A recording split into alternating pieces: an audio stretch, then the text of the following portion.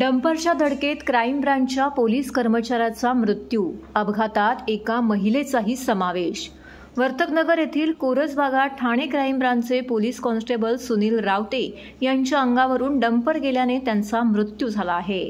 वर्तकनगर येथील कोरस भागात ठाणे क्राईम ब्रांचचे पोलीस कॉन्स्टेबल सुनील रावते यांच्या अंगावरून डंपर गेल्याने त्यांचा मृत्यू झालाय, तर त्यांच्या सोबत दुचाकी चालवणाऱ्या महिलेचाही या घटनेमध्ये मृत्यू झालाय।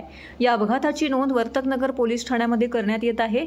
वर्तकनगर भागात सुनील रावते हे कार्यरत आहेत।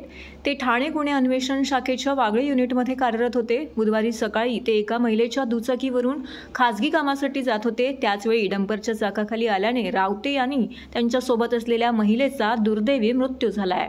अपघात नेमका कसा झाला हे अद्याप कळू शकले नाही। अपघाताची नोंद वर्तकनगर पोलीस ठाण्यामध्ये करण्यात येत आहे।